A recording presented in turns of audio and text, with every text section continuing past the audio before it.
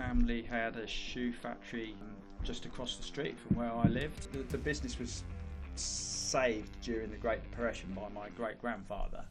It didn't have its own brand name, so we made for other businesses, other shoe companies. Met a guy, and out of that, Jeffery West was born. We actually gone out and got a small order. We had 12 orders, didn't we? We then went to the banks because we needed to finance that. We went to Barclays lawyer, they wouldn't touch us. Did you have a period when you first started where you were any sort of real trouble? First customer that went bankrupt on us. That money's gone. You're never going to get it back. There's one in particular, quite a famous, I won't mention the name, but quite a famous tailor. And he'd gone bust on us and taken us for quite a lot of money. And I remember I was walking up Sackville Street and it was pissing it down. And I'm there trudging along in the rain, and this big new Range Rover comes past me like that, literally almost like one of those cartoons where it splashes me. And I look in and there's this bloke driving past who's the bloke that's just took us for the money.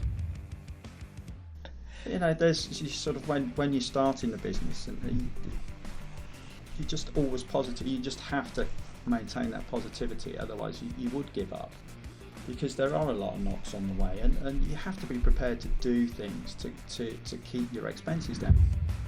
36 years ago, and from nothing, Mark, Jeffrey and Guy West started Jeffery West, and have since built a multi-million-pound business with a unique worldwide reputation for offering individual men's footwear, rock and roll shoes and boots, all designed with the unique Jeffery West flair and handwriting. Learn about their journey from wet and wild stores and markets to running and growing one of the best quality footwear companies out there, all based from little old Northamptonshire.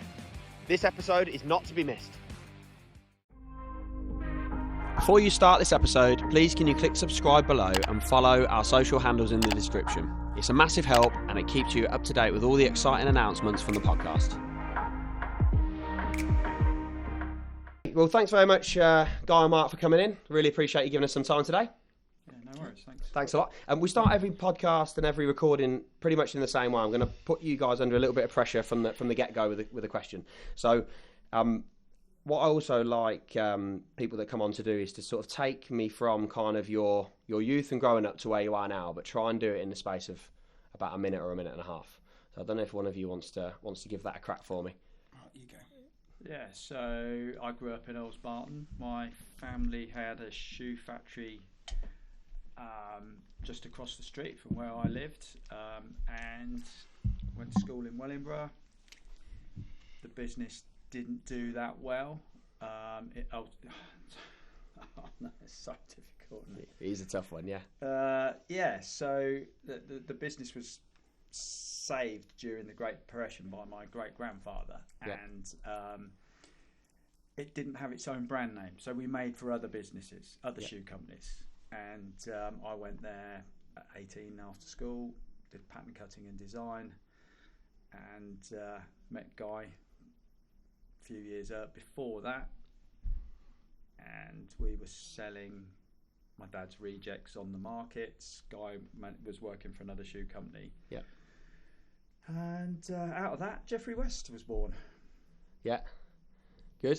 And you guys met? So you're best friends, aren't you? Well, I grew up at Sywell Motel. Well, it's called Motel. It's called Sywell Aerodrome now. Yeah. My mum and dad were the managers there. Okay. So Dad's mum and dad, Mark's mum and dad used to come in. So obviously we were sort of similar age. Yeah. So we'd end up being in the garden with a packet of crisps and a Coke. You know, it's that kind of era, wasn't it? So parents had been there, and then as Mark said, we started selling shoes on Finmere Market when we were very young. We used to take them in an old trailer that was made out of radiators, put the shoes in the back, trundle off at 5 o'clock in the morning or whatever it was. Yeah. And then we had this dream about starting Jeffery West, and then obviously we did.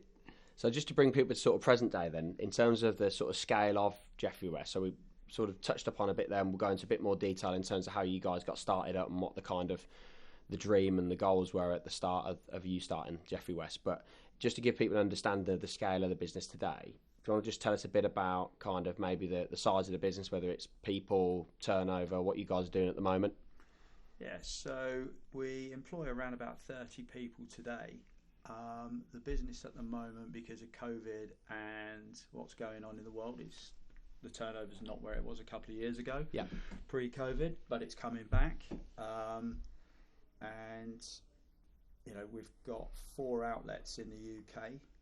Pre-COVID, we had 6. One of those was in New York, which sadly closed because of the pandemic. We just couldn't get out there to manage it. It was really tough. So, you know, at the moment we're in a process of rebuilding, and you know, it's getting there. We're coming back. Yeah, good. So in terms of kind of early life then, so, you know, anybody that's not from Northampton won't know, but if you are from Northampton, you will know about the heritage that sits around the shoe industry and the shoe trade for many, many years in Northamptonshire. So take us back to kind of you mentioned about you meeting prior to starting the business and having that friendship, and you've obviously got a family tie with the industry. So tell us a bit about kind of how that all started, your kind of early upbringing and life and stuff like that. Yeah, so I think the guy alluded to the fact that his parents ran the motel, and my parents used to go there for meals and to drink and everything else. So we sort of knew each other from there. And it was kind of one summer I was working in the factory in the school holidays. Yeah. So I was about 13 or 14, and my dad sort of booked me in these water skiing lessons for one afternoon a week, and I went down there, and Guy was in the slot before me. So we started and got, you know, became more friends because of that, you know. Did you know each other prior to that? To nod to, and just sort of like say, hi, how you doing, you know, and that was it. And then we, you know, we used to see each other for water skiing and the summer. And I think one of the foundations of starting Jeffery West was we didn't have to speak, you know, didn't have to answer to anybody, so we could actually go water skiing. Yeah, it was, yeah, that was one of the big goals. Yeah, the big goal was, you know, if we start our own business, we don't have to ask anybody if we want to go water skiing. Guy's mum used to have a boat, you see. Okay, yeah. And so we just used to think we'd be able to slope off. Yeah. You have these ideas that if it's your own business, you can have loads of time. Yeah. You actually have less time. Yeah, significantly less time. Yeah, so that plan didn't actually come to fruition. We didn't, you know, you end up with the business growing and not being able to water ski. Although one of my first memories was actually typing the first batch of sales invoices up, sitting in the hut at the water ski club. Wow. Many years ago. Yeah. The office. The office, 35 years ago, yeah. Be cheaper than offices these days, after the conversation we had before we came on. That was the reason, so we got light.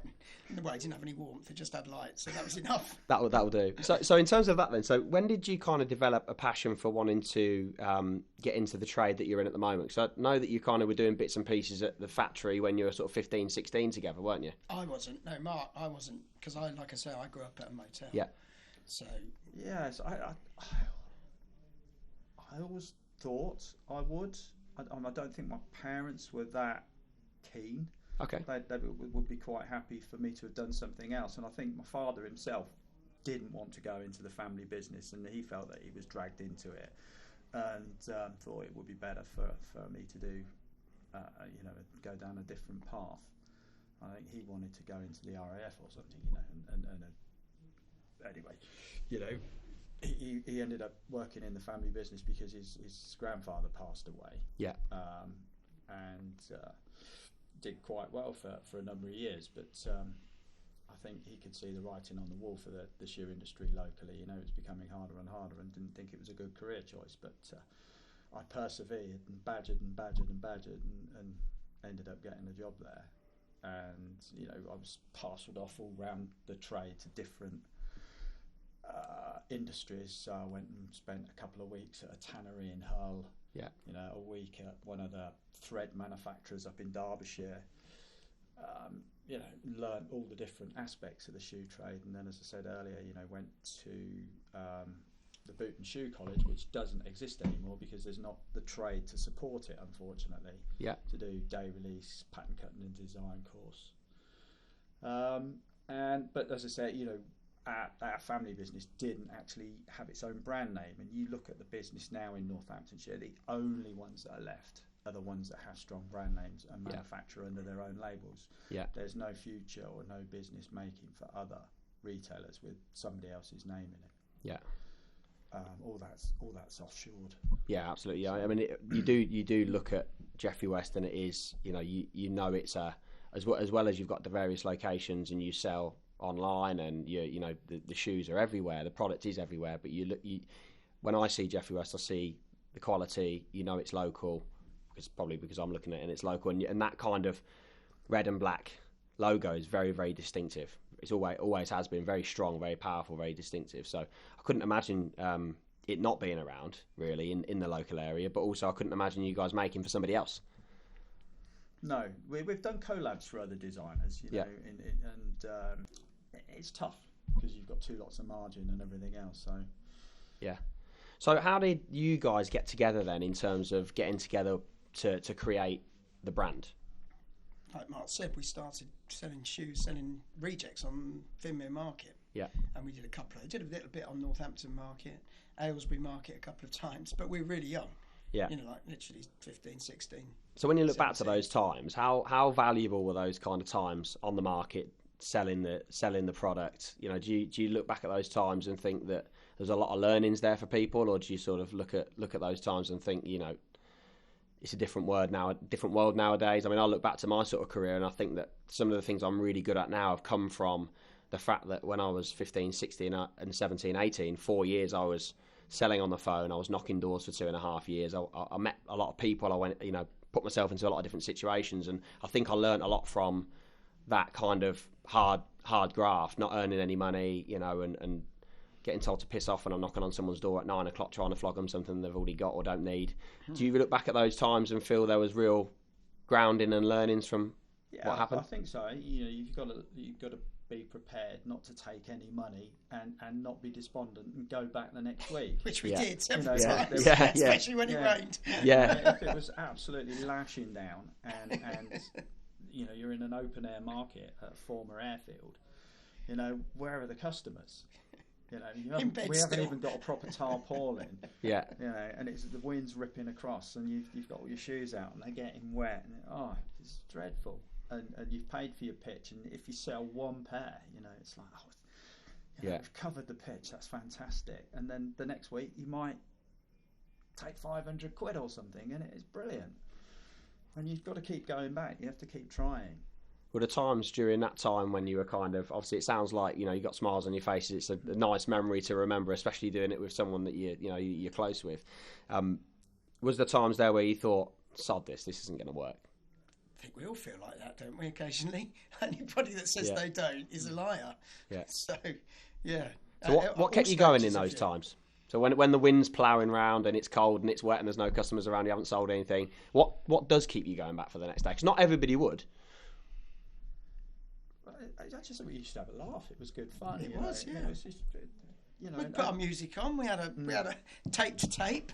Yeah. We get that going. We chat to. There was that Sikh guy next to us, wasn't it? It was like a young Sikh lad that was working. I don't know, his uncle or whatever. Got a stand, and there was a bit of camaraderie. Yeah, it was fun. Yeah, it was fun. It was good. I enjoyed it. I liked being on the markets. It was great. That's why I still like shops. Yeah. Do you miss it? Being in the shops. Not the market, no, not now. All right when you're young. Yeah. There's sort of when you start in the business, and you're just always positive. You just have to maintain that positivity, otherwise you would give up, because there are a lot of knocks on the way, and you have to be prepared to do things to keep your expenses down. I can remember getting up silly o'clock in the morning because we wanted to do some market research, and we thought, let's go and have a look at the windows in Paris.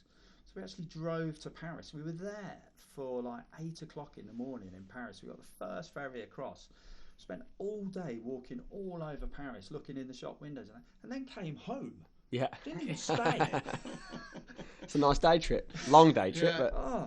But so you took me out for 24 hours just to save on a hotel room. Yeah. But you could do it then, though. You got the energy when you're younger. So how old were you when you were doing that sort of stuff? 21. Yeah, early 20s. Something like that. Yeah. So what was the goal when you're in your early 20s? Did you what were you? There's a lot of things that people talk about now in terms of thinking about what you want in life, and then it will happen, and all these kind of things. I don't know whether I tend to believe that or not. I think it's important to have goals and things to punch for, but it's certainly not going to happen just by thinking about it. You need to go and action something and make a change. What were your kind of dreams in your early 20s when you were doing this? I just think that we thought this time next year, Rodney. We did love get the suitcases out. We love Goodyear Welted shoes. Yeah. And we wanted to do our own take on that. We used to go around we used to go in Crockett's factory shop or Church's factory shop, and buy Ralph Lauren. They were making for Ralph Lauren. I think I've still got my pair of Balmoral boots that I bought that were Ralph Lauren ones when 15, 16, 16, 17.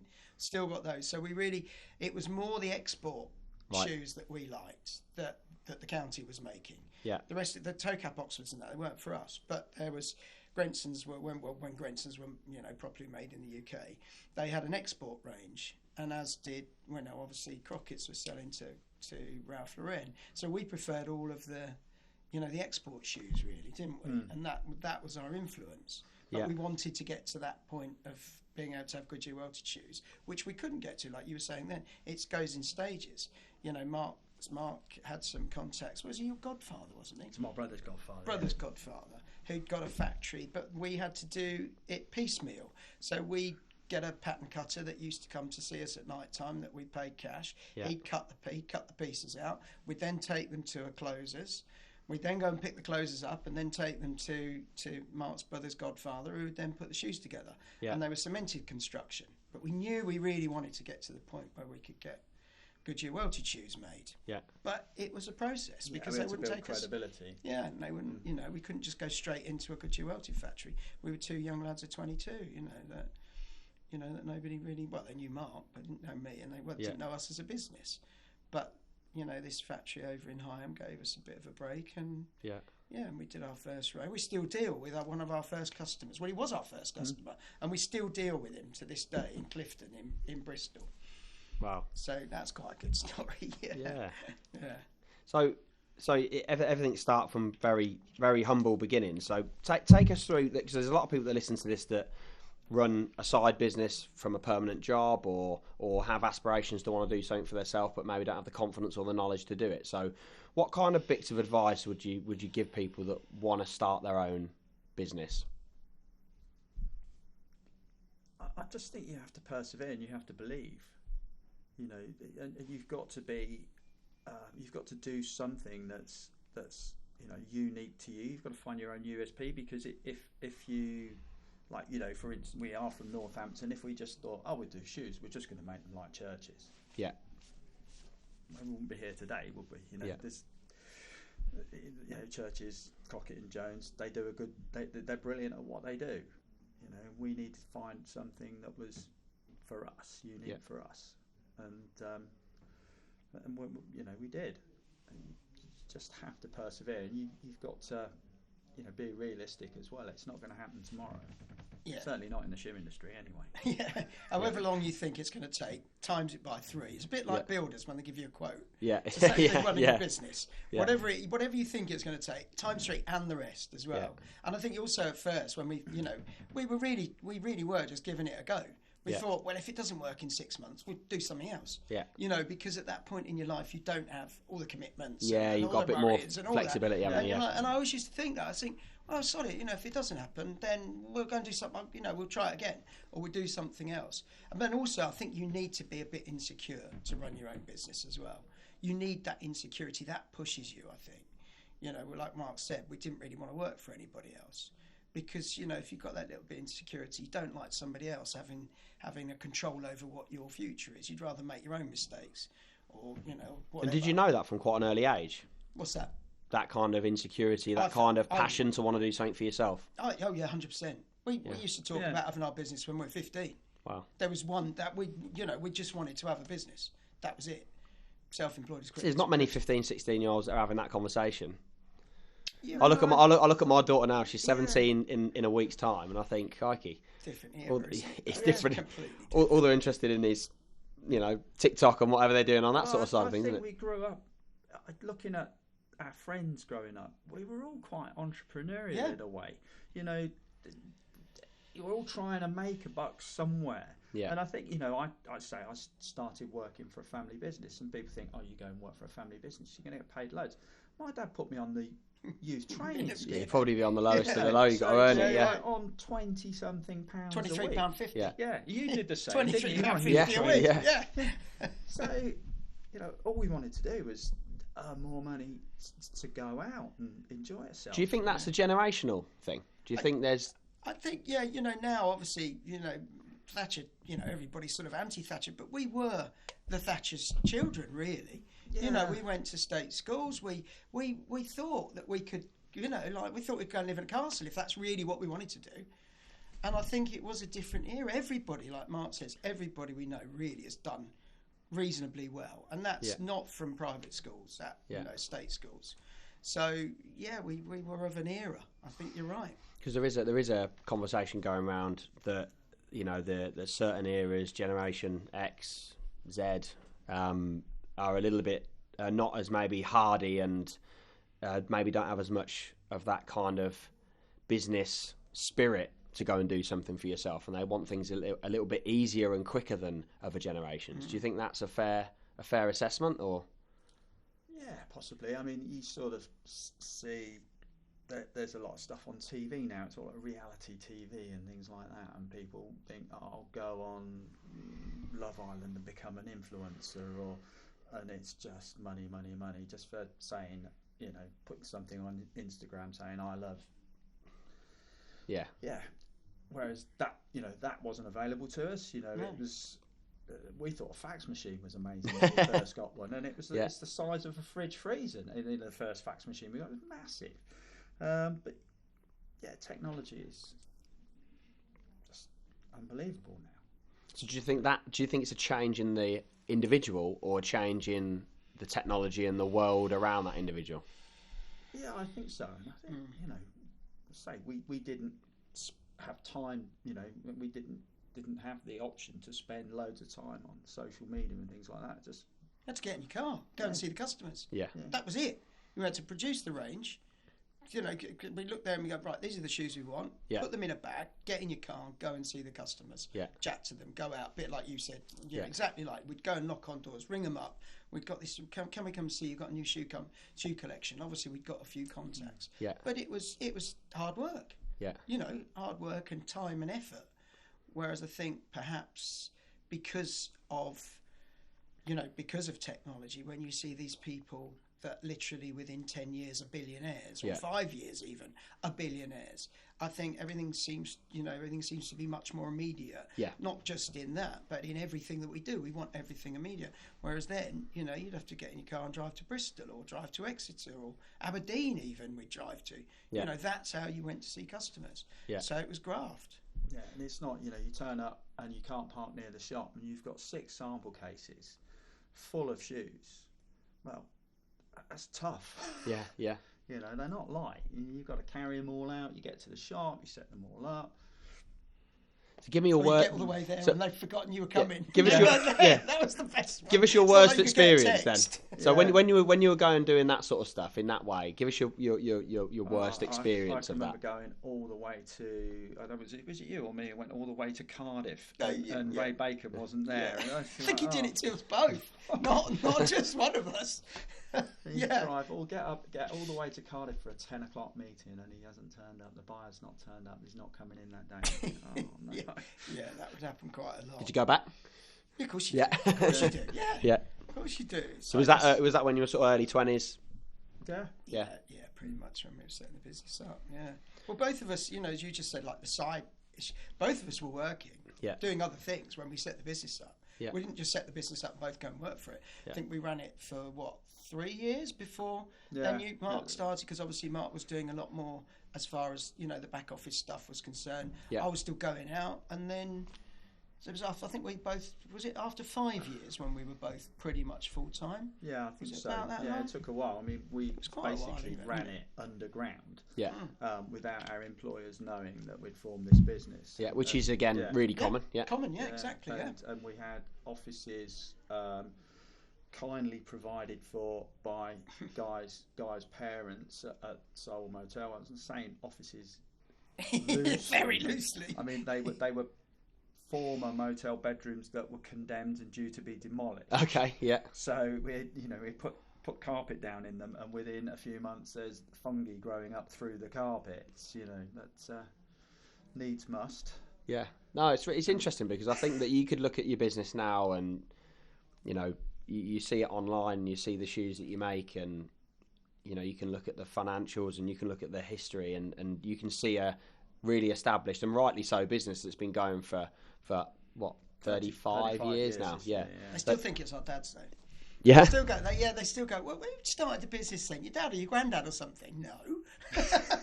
Well, you guys, 35 years. It's Yeah, true. Yeah, we are. You guys, you're younger than me. I've got more lines than anyone. I'm probably a bit younger, but no, you see the sort of brand and the business really well established, and this was a long time ago that you've gone through that process of really having to, obviously, still grafting and grinding it out now, but in a slightly different way. And I think people forget and won't understand that period. So, because that period's given you the ability to be here today at the end of the day, hasn't it? So, what do you think were? So we mentioned about kind of early start in the business. So if you did it for 5 years as a bit of a side hustle, 3 to 5 years before you went kind of and throwing everything into it full time, I suppose, which is a long time. So if you've got people that are out there now that are listening to this that have a similar arrangement, how did you make the jump? What was the kind of moment that you made the jump? What made you do it? How did you get to a position of, because there must be I've done it, there must be a nervousness of, for me it was, there's not a right time. There was never a right time. I've just got to do it and then just figure it out. And yes, I'm going to have to pay myself in 3 weeks, and I've got a family to support, and that's nerve-wracking and whatever, but you make it work. How did you transition that? I think we were both quite lucky because we were still quite young, and I was still living with my mother. Yeah. I was still living at home. So, as Guy said, if it all went wrong in 6 months' time, I didn't have a mortgage. Yeah. I didn't have a family to support. So we could be quite take the careful, risk. take the risk, not take any money out. That was the key. Like Mark said, we didn't take any money out. Okay. Everything we made went back in. We paid all our own exes, paid everything through, ourselves really. Yeah. There's a lot of people set up, don't they, and just immediately start throwing things through the business and all this sort of stuff, and then maybe get into a position where they spent the money. Yeah. Would that be a key bit of advice that you would give? We every time we looked at a new expense or a new overhead, we would then debate it for days on end. Do we really want to spend that money? What benefit is it? We were so careful with the money. Yeah. Almost to splitting a halfpenny. Yeah. It goes back to when we produce the collection that we're going to sell, because obviously the way it works in the footwear trade is as it does in clothing. You need the samples. You then go and see the customer. Customer goes, oh, I like that. Yeah, but can I have it in brown? I'll have 12 pairs of that. You write the order out. It's then a 6-month manufacturing process really from order. Yeah. So we actually gone out and got a small order. We had 12 orders, didn't we? 12 customers. So we had from 12 customers. We then went to the banks because we needed to finance that, and we had $2,500 each. And we went to Barclays. Was it Midland at the time?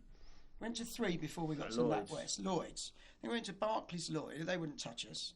And eventually we went to NatWest, and in this sort of Jeffery West history, he said, "Oh, I'll give it a whirl," and he went pound for pound with us with an overdraft. So we had $5,000, and they gave us $5,000 overdraft. Yeah, and that's how we started. And every pound that we made after that went back in, and that meant we could have a slightly higher overdraft. Yeah. So we needed to build it up. We couldn't just take it out, which is sometimes when I read about businesses now where they're looking for funding all the time, I go, well, where's that $500,000 gone that you just had? And are you looking for another $500,000? Because as you say, a lot of the time people come in, they go, I'm going to have big flash offices, go and sign myself up for a new BMW or whatever it is. Yeah. You can't do that. You just can't do it. It's a big risk, isn't it? Big risk, because then you can't unravel that. It's hard to unravel that further down the line. Yeah. Because you've spent the money and it's gone, and somebody might not touch you again. All you're really doing is borrowing against just increasing the runway, but you're not changing the actual way that you're spending that money and how careful you're being. You're just extending it out a bit further, and then you'll get to a point where no one will lend you anything. Yeah, and growing up in the family shoe factory, shoe factories require huge amounts of capital, and so after a couple of bad years, you know, the family business was in hot to the bank, and I hated that. You know, if the pressure of, you know, the bank manager would ring up on a Friday and say to my father, you know, it's wages day today, are you banking anything? And I just never wanted to be in that position. So we were so super careful, and we were within a couple of years out of the bank and haven't been overdrawn ever since. Did you have a period when you first started where you were any sort of real troubles, like whether it be financial, whether it be battles between you both in terms of direction you wanted to go in, whether it be personal stuff that kind of had an effect, you know? I can remember the first customer that went bankrupt on us. Yeah. And I can remember sort of like sitting at home on my own in like a dark room just crying, because that money's gone. You're never going to get it back. And it's not like if someone goes bankrupt on you and you're in a trading business where you've actually physically bought the stock, spent money creating something, and then sold it, and then you don't get paid. Yeah. It's not like not getting paid for your time. Yeah. You've actually physically spent cash. Yeah. And it just hurts. Especially if that process is a 6-month process. It's a lot to put into something to get nothing back out of it, isn't it? Almost a year by the time, you know, they end up going bankrupt, you know, because you'll have probably given them credit as well. Yeah. So you've gone out, you've seen them, you've got the order, you've made the shoes, you send them in, and then for the next 5 months, 6 months, you're chasing them up trying to get paid, and then they tell you they can't pay you, and then set up the next day or something like that under a different We've had a couple of big ones go, but there was one in particular, quite a famous, I won't mention the name, but quite a famous tailor, and he'd gone bust on us and taken us for quite a lot of money. And I remember I was walking up Sackville Street. Sackville Street is a street that runs from Piccadilly up towards Savile Row. Yeah. And it was pissing it down. And I'm there, trudging along in the rain, and this big new Range Rover comes past me like that, literally almost like one of those cartoons where it splashes me. And I look in, and there's this bloke driving past who's the bloke that's just took us for the money. Wow. So imagine how that made me feel. Mind you, I did pull him one night. I was out in London and I saw him, and I let him know in no uncertain terms. So what effect did that have on you guys as owners and the business at that time when those people went bankrupt? It has a massive impact, but you just have to shrug it off, don't you? You know, if you let it get to you,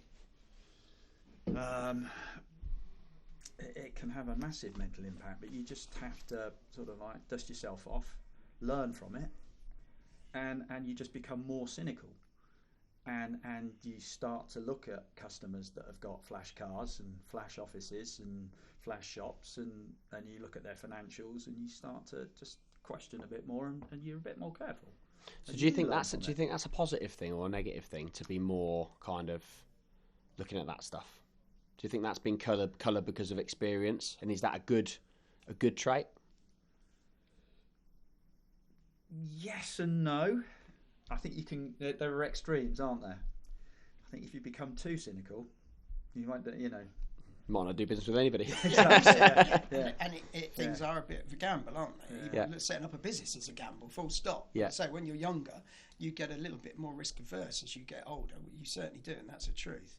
But yeah, everything's a gamble. But like Mark says, I think for us, it's been a good thing to be careful. 100% it has.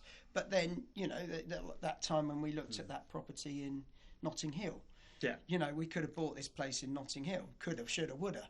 But, we were like, oh, it's a lot of money, isn't it? But of course then, whatever it was at the time, now it's worth 10 times that. Yeah. So, there is a bit of a balance on that. But I think it's been a good thing, how we've been. For us, as a business. Every business is different, isn't it, of course? Would you say that kind of risk-adverse attitude would be one of the sort of, if you had to name, I don't know, 3 or 4 of the main qualities that you need to run a business, would you say that makes it into the top few?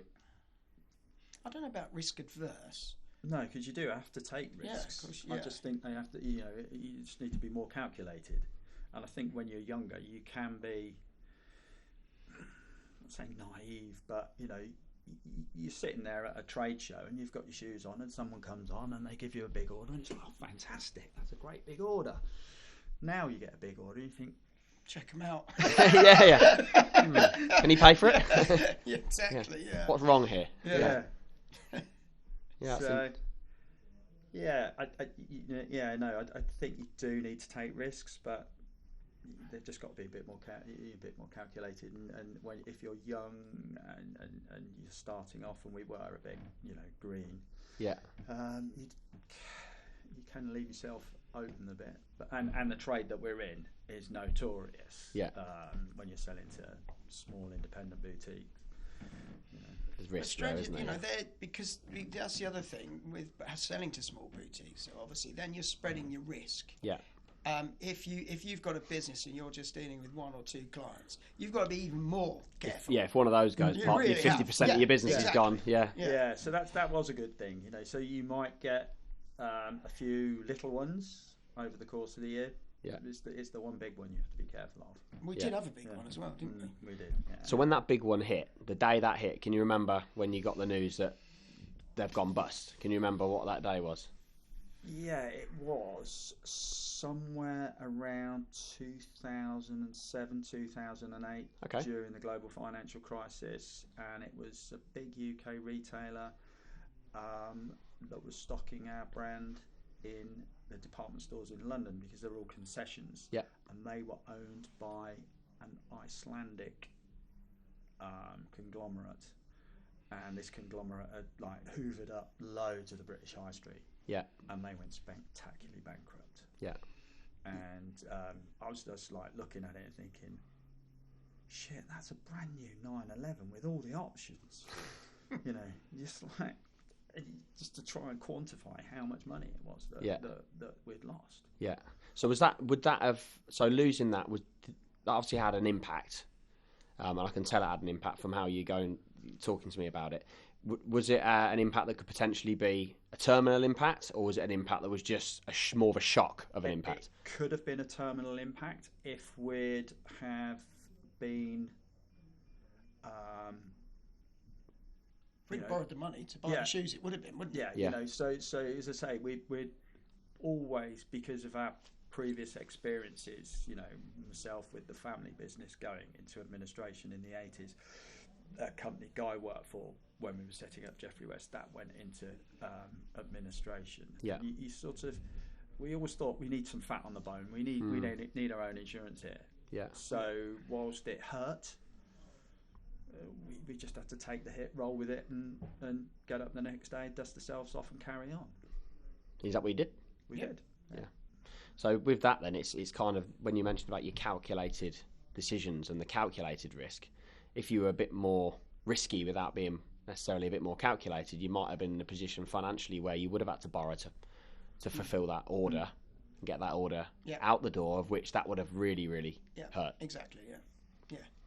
It's strange when you think back and actually start to piece these things together after the event of decisions that you've made and actually you're quite glad of those smaller boutiques going bust, so you can start to kind of get more of a rounded experience and knowledge around how everything works, because really affects the big decisions, I suppose, doesn't it, moving forward? So people say don't do business for your family and don't do business for your friends. So how have you guys worked in your relationship? Has there been times that have been difficult in terms of, you've sort of butted heads in certain things and certain things you wanted to do? Have you got quite a relaxed approach to it? Because, I know a lot of people that are in business that have had people that have, best friends that have worked for the business. It's not worked out. The friendship's gone to pot. It's been more difficult. The high times are really great, but the low times are super low. How has the kind of relationship worked with you guys?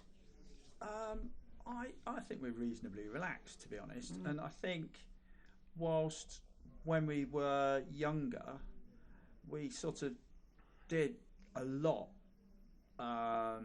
personally outside of the business together as well. Used to go on holiday together, we used to go skiing together. But as the business started to grow, we couldn't both be away together at the same time. So it's sort of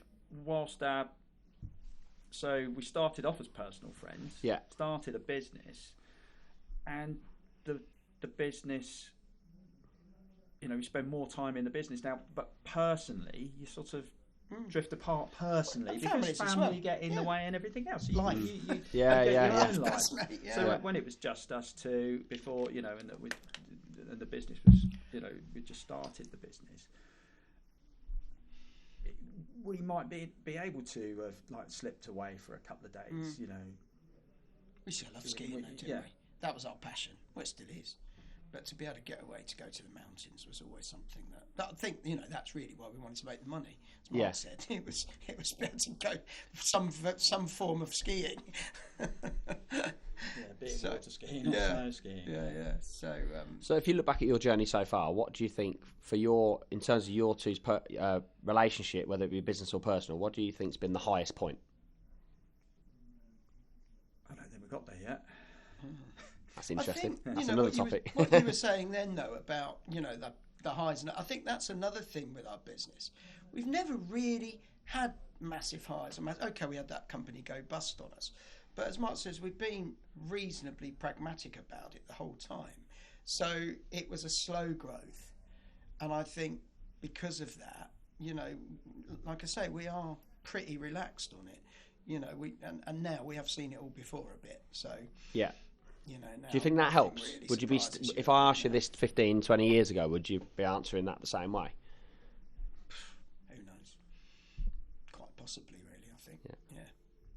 So in terms of what you guys do for the business then, so to sort of put a bit of meat on those bones, what do you got? You obviously got your different roles in terms of what you go and undertake and your different skill sets and what you're good at and what you look after. What is it that you do in the business, Guy, for Jeffery West? I'm sort of front of house and Mark's back of house, for want of a better term. That sort of sums us up, really. Yeah. I'm sort of involved in the shops and seeing the customers, because obviously that's another way the business has evolved as well. Is whereas we were just purely wholesale. Yeah. All we did was sell. Yeah. To customers, but there's less and less wholesale customers, and now we do more and more retail. Obviously, as Mark said, we had 6 shops. We've only got 4 now, but the internet has been, obviously a game changer for everybody. So. Yeah, I'm more involved with dealing with the shops and the factories and customers, and Mark is more involved with the business. I think that's a fair sort of summary, isn't it? Guy's creative on the creative side, and I'm on the financial side now. That's pretty much where we are. Yeah, and that works because you deliver it. You've still got the same common goal, which is the success and the and you've got to trust business, each other. Yeah. Of course we're different people. We're going to have different opinions. Of course we are. But I trust Mark.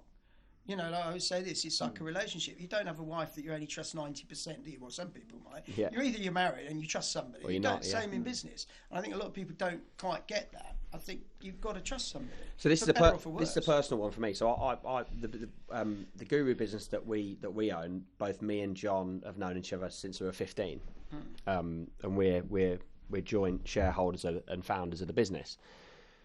And there's differences of approach, but the same core is that we want the best for the business and we want the best for the people within the business, and we might go about it in different ways sometimes, but it should all come back to that core, which is that we're doing it for the right reasons and we're getting passionate about something because we want it to work and we want to run a great business and we want everyone to benefit from that. So this is a bit of a selfish question, really. From being in a position which is quite similar in terms of the structure and the relationship that you guys have as to me and John in our business, what advice would you give to me and John to be successful as friends that also own a business? Well, one of them just that. You've got to trust each other. I think that's the biggest one. Yeah, you can't be going home and thinking, he's sort of like, if you go out for lunch, you've got to. It's all 50-50, isn't it? You can't be worrying that he's had a bit more than I have. Yeah, it's because you've got to know it comes around. Whatever. It's like, well, yeah, it's fine. I don't mind if Mark, wants to go and do something, and I'll say, I'll tell you what, I'll go and do that. It's not a conversation. It's just that's just what it is. It'll come around. Automatic. You can't think that. There's never going to be a completely balanced account, is there? It might be in Mark's favour one time, in my favour another, but we know eventually it'll come around that we're in. We're taking the same and treating each other equally. Yeah, and is that something that you think you've learnt from time, or has there been situations in the past where maybe that's not been the case and you've had those sort of discussions? No, I honestly can't recall. No, definitely not. Because again, I think it all goes back to when we first started. We think about everything we spend. We really do. You know, it's and a lot of the time, you know, things we'd rather spend it out your personal money than you will out the company. Business money, yeah. You really will. You know, and I think we both think like that, and that goes back to when we first started the business. So that's interesting because number one, a lot of people don't do that, and they see the business as a vessel to just get rich and go and shove everything through it. You know, when the business then struggles, as a bigger effect. I think from what you said there about the relationship, even though you're front of house, you still have some of the key important parts that probably you have, Mark, around the spending and the financial element. So, even though you are front of house, and you could look at you and be like, you know, Guy is the flamboyant one, the one that does the spending, the talking, and all that sort of stuff. Well, actually, there's real similarity. Although you're very different, and I can tell that from meeting you today, very different in your approach. You are galvanised by Jeffery West being a success, but also actually have quite similar traits, albeit in different ways, I think, but similar traits in terms of what's important. Yeah, no, I agree. Which is probably why you've not had many. And we treat you know, like the business is a separate entity, you know, totally. Yeah. And I think, you know, years ago, my dad always said to me, he said, if you've got some money in your pocket, spend that, but don't spend what you haven't got.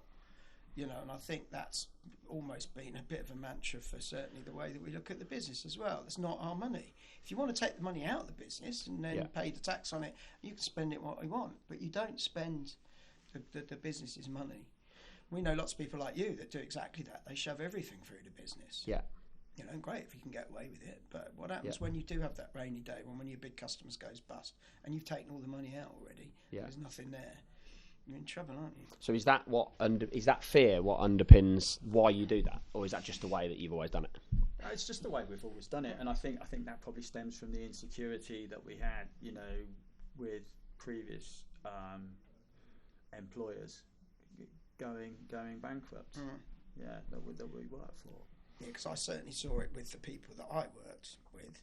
You know, they would take everything or put everything through the business, all their family holidays, everything. Yeah. You know, we've never done that. Ever. Do you know what I find about these conversations really interesting and inspiring for me is that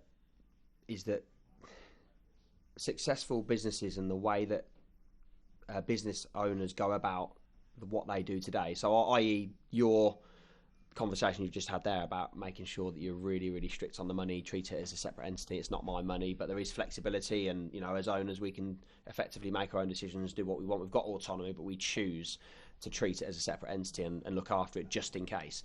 Has all stemmed from mistakes people have had in the past, you know, learnings that you've probably had from someone who's done it wrong.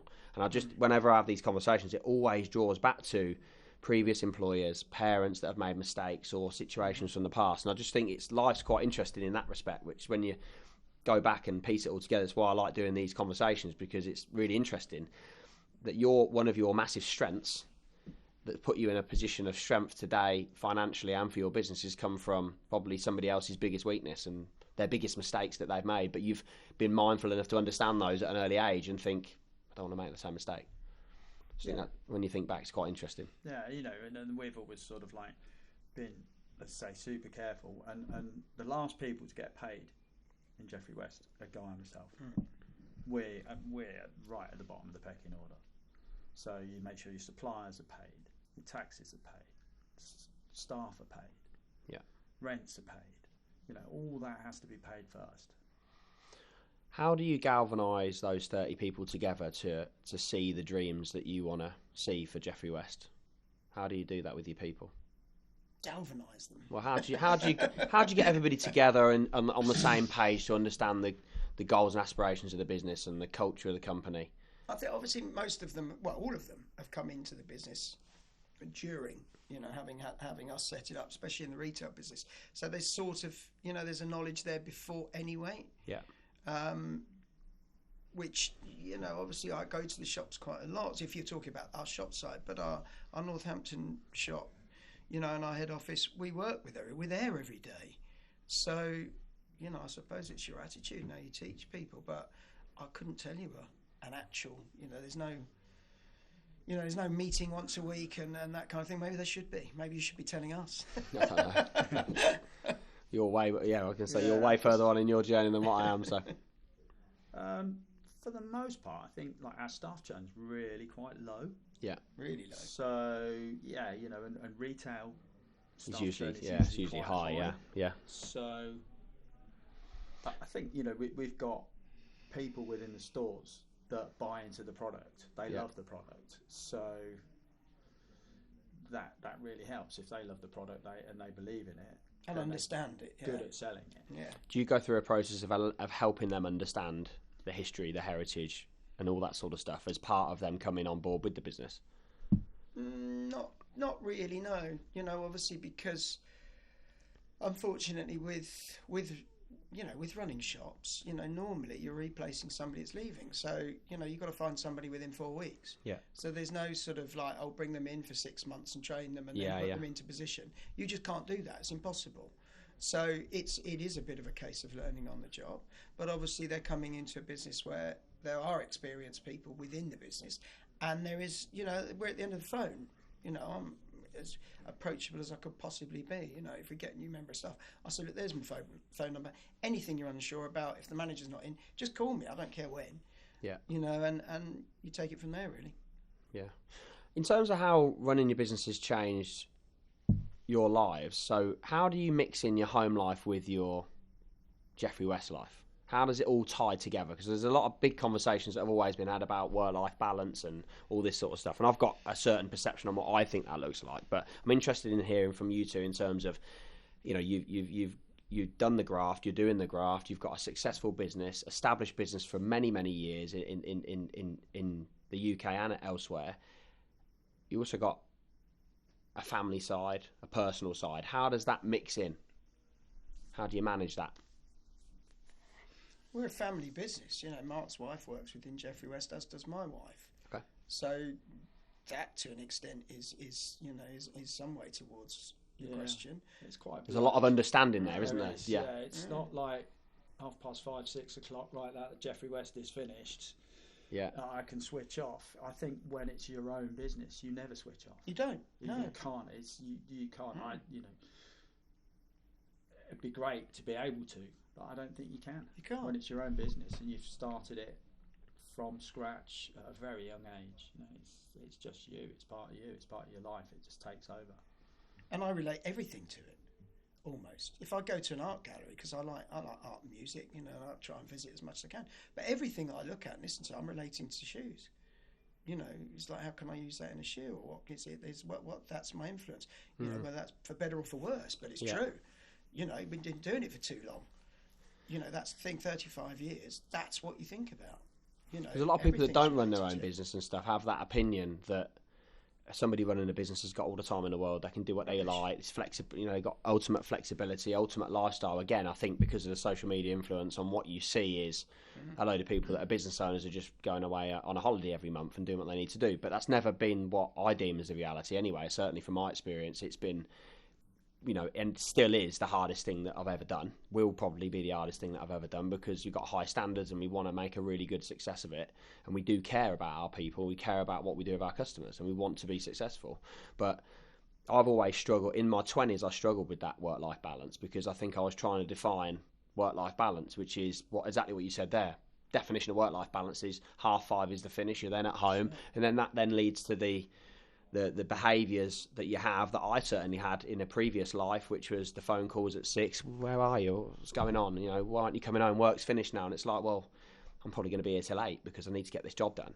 And that's really important. And the way that I look at it now is just, there's no work-life balance. It's just life full of choices that you make and priorities that happen at a time. Because there's time where Guru needs me intensively for 3 days solid. And I haven't got time for anything else. And that's what I love and that's what I choose. And there's times where I want to go and watch my son's football match and I'll turn my phone off because that's important for me at that particular time. It's taken me all of my 20s and a failed marriage to learn that that's the case. That's the case, and I'm glad that that's happened. But I think that the kind of view for business owners and people that have companies is that you're just dotting around doing what you like when you like because that's what people see. And for me anyway, that's not the case. So it's actually nice to hear someone like you two that have got, you know, a lot further and have got more history and more success in your businesses, because sometimes I feel like when I've started my business it feels a bit weird because your family are like, why are you working so much? My mum's like worried, why are you getting up at 12 doing this? Why are you working on Sunday? Like, why don't you come and see us? And it's kind of, you know, it's hard to get them to understand. So it's nice to hear that that life thing is reciprocated in that respect. Basically, what you're saying is, if you want to run a successful business, be single. Do you know what? I did hear something on the radio the other day, though. It was Johnny Vaughan, and he was saying about sort of, you know, like somebody had found all these old tapes of Hancock or something. Yeah. And this bloke, all he does is go around car boots and finds old tapes and listens to them. Yeah. And he said, I bet he lives on his own, doesn't he? And then the whole conversation went round around men on their own or people on their own. How many discoveries in life wouldn't have been made unless somebody was just completely focused on that one thing, whether it's a business or whatever. Well, you think back to what you said when you were in your early 20s with very little ties and very little, you know, like you said, didn't have a mortgage and family at the time or whatever, lived at home, and it's kind of, well, it's a more palatable, calculated risk to take to go and do your own thing versus you know, if you had a family, a mortgage, all this pressure, extra stress and pressure, maybe the decisions wouldn't have been the same. Yeah. No, but yeah, it's true. You know, if you know, I had a mortgage and a small child, and you go and see the bank, and they're saying, well, you know, you've got to put your house on the line. You're putting everything on the line. Whereas for us, it was like, got nothing to give. You know. What, you know, if it fails, like you said before, I'll go and do something else then. I didn't even have the money to put into it. I had to get a friend to refinance my car for me to get the cash to put into the business. I sold mine. I had a little MG. I sold that as well. So we both sort of got the money from cars in effect at the time. You know, and it's like, what can he do? You know, I had a nice watch my parents had bought me for my 21st. You know, that was my asset. You know, they said, have you got any assets? I put the watch on the table in front of the bank manager and went, that's it. There you go. Couldn't do that now. probably be on a Zoom call anyway, wouldn't it? But there we go. So what do you think about the future of your brand then? The future of Jeffery West. What does the future look like for you guys? Well, Mark said we've got to rebuild. I think a lot of businesses are rebuilding since COVID, and then obviously everything that's gone on this year. So, you know, we are exactly that. We're looking at perhaps a shop in Soho, but again, you've got to find the right premises. Nothing happens immediately like that. Again, going back to what we're saying, but we're looking at a presence within the European Union to help with the Brexit arrangements, because that has had a massive impact on our business in terms of direct to consumer selling. You know, our website, we're still doing okay, but you know, it used to cost the same to send a pair of shoes to Munich as it did to Manchester. Now the additional paperwork and costs, it's horrendous. It's a nightmare. And also from the consumer point of view, though, you know, they're having to pay duties. Well, we have to pay the duties, but in their mind, there was all these, you know, these horror stories, which were true at the time. And we just saw our European business drop off a cliff, didn't we? People just weren't even ordering from the UK. They're going, it's going to be too much aggro because of the, you know, the extra costs and the you know, or it might get stopped at customs. Then I have to pay duty. All those things, and that's still there to an extent, isn't it? Really? Yeah, I mean, the freight companies have been really good at getting systems in place to help alleviate. Yeah, but of course, that all comes with a cost. Yeah, so there's. Where's that factored in from your side? Yeah, you know, so there's a lot. You know, we're having to take the hit on a lot of these additional costs selling to Europe. But so, for people to get an understanding of the scale of your company, how many pairs of shoes are you selling a year, a month, roughly? What, wholesale or retail? Or combined? Combined. I would say, so what we've got now, probably about 12,000 a year. Do you think that's about right?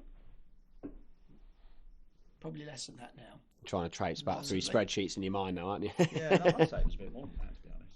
But, is it? Yeah, no, I'd say it was more than that. Right. I think probably more like 15, 16. Right, okay. I think that gives people an understanding of, if you don't know about Jeffery West, if you're not local, for example, you know, if you're in Northamptonshire, you know the brand a lot, and I think you know the brand wherever you are, really, to a degree. But that's a lot of shoes to produce. That's a big operation. Big operation. Yeah, and we were probably more than that a few years ago, prior to COVID. So yeah. So that's sort of current. Yeah, well, that's what I was taking. That's what I was thinking where we were, and I thought, you know, but knock a bit off of it or whatever. Yeah. Yeah. So no, we were up over 20 at one point. So Wow. Yeah, we've got to rebuild that. How long do you think it's going to take you to get to those sort of levels again? We were hoping it was going to start to get back this autumn, but that didn't happen, did it? Yeah. So, yeah. Again, I think that's our cynicism now. It's like, well, hopefully this time next year, Rodney. Yeah. That's it. Got to have that optimism. Last year. Yeah. So yeah, you got to be optimistic. Yeah. So autumn, winter next year. There you go. That's your answer. No, fair enough. Good. Okay, and again, just to colour the picture for some people as well, if you had to describe Jeffery West and the shoes that you produce in maybe 20, 30 seconds to someone that's never known the brand, never seen it before, what would you say about your shoes? That's one for Guy. Yeah, shop front this is. Yeah, if it's what somebody hadn't met before. Someone you've never met before. Yeah, okay, yeah. I'll just go. If you go, we only make men's shoes, really. Yeah. We do a festival boot for lady, one called a festival boot, but it's a brand that is more flamboyant, more individual. It's for people that are quite sure of themselves and have got their own style. They're not just sort of picking up a copy of GQ and seeing whatever's fashionable that month and going buying it. They're very much for individuals, really. Yeah. Because I read before you sort of come in, we need to do a bit of reconnaissance and everything, and I didn't realise how far the shoes spread. Obviously, you've mentioned there about the sort of volume and the sort of countries and places that you operate in online and different things, but I didn't realise that the shoes had been in different films and stuff as well. Like a lot. Yeah, like from Snatch and Lock, Stock all the way to Harry James Potter Bond. And James Bond. Yeah. No, how did that all come about? You just get a phone call one day to say different. Yeah, we do something different, and if that's what they're looking for, most of the time we do shoes for baddies, which is great. Yeah. I'm quite happy about that. Yeah. So, yeah, it is. It's because we do something different. We work with quite a lot of bands as well. And for the West End, we did shoes for the recent rerun of Cabaret. Yeah. That Eddie Redmayne was in. We did the shoes for him for that. We're doing shoes for Moulin Rouge. Yeah. It's a particular kind of production. They've got a couple of other films there's a Jason Statham film at the moment that we're doing some shoes for. Yeah, various things really. But it comes because we do something different. Yeah, and I think that's where it all comes back to. I think, and when I think about your brand, I think about that flamboyancy. I think about there being an underlying elegant gothic nature to it, but I also think about it's very, very different. And the reason why I bought my first pair, however many years ago it was, 13, 14, 15 years ago, was because the shoe was different and I wanted to dress differently at that particular time. Yeah. That was the sole reason. And the pair before we went on air that I'm talking about are the big... They make me taller, which is great because I'm 5'7" or something. No, short. But really dark purple, nice logo on the side, pointy, shiny, lovely boot, and they fit the same and look the same as they did 13, 14 years ago. They've lasted a heck of a long time. I've been choosy about when I've worn them for obvious reasons, but I've always looked after them and always really loved them. And when we got talking about you guys coming on, that same day that we made the first contact, I wore those boots because I wanted. They made me feel a certain way. It took me back to when I first got them, which was, wow, these are not like a boot that I've ever worn before, and that was the sole reason why. That's exactly what we try and achieve. Yeah, because there's a little bit of irony in what we do as well. We just put little captions on the shoes, and and if you're in the know, then it brings a smile to your face, and to wear them, it's meant to make you feel like that. Yeah, so. I think the clothing does. I mean, I'm not a big one for like clothing and stuff like that. My other half probably picks out the majority of what I wear, other than the abominations that I've worn today, which is velour top. But I like the little elements like you mentioned there around the wording and just the way that things look, and those little details I've always spotted and taken the time to look for, because I know that the brand's synonymous for those little details, and that's what makes it different. For me anyway, that's what makes it different. That's why I always love the shoes and I'll always wear them, is because of the story, the heritage, the fact they're different. They make me feel a certain way. And I think that's really, when you think about why you wear clothes, that's powerful, isn't it? That's why I don't go on ASOS and go and buy a pair of brogues, because I don't want to wear a pair of brogues. I want to wear a pair of shoes that are going to make me feel good. And, you know, your stuff makes me feel good. So, yeah, really appreciate that. Yeah. Good. Okay. So if anybody wants to sort of get in touch with your business or get in touch with you guys to understand a bit more about the journey, maybe listening and watching the podcast today has piqued their interest in understanding a bit more about the industry or about your company and a bit more about your stories, where can they find the business? Where's best to find it? I think the first point of call would be to visit the website and have a look there. You know, there's lots of history on there. There's influence pages where you can see people that have influenced us. That's the place really. So yeah, and for anyone that doesn't know what that is, that's www.jeffrey-west.co.uk. Yeah, Jeffrey, get that right. Jeffrey. Make sure you spell it right. Yeah. Or you'll get to a different page. That's the bane of our lives. People spelling it wrong. You get to Jeffrey Dahmer instead. That's a different type of shoe. Yeah, fantastic. Well, look, thanks very much for coming on, Guy. Thanks very much, Mark, for coming on. Really appreciate it. I think there's, you know, in terms of the ethics of the podcast, I think there'll be a lot of listeners that will take a lot from it, understanding that journey in a bit more detail, and get into sort of honest points of your business journey. You know, how that affects things personally, your relationship as business partners, as friends is an interesting topic as well. I think there's tons of stuff that people will like to hear and like to listen to. So yeah, it's been really interesting. And yeah, from someone who's worn your shoes for a long time, will continue to do so and really loves the brand, you know, I really do appreciate you guys coming in. Oh, you're welcome, mate. Thank you. Thanks a lot.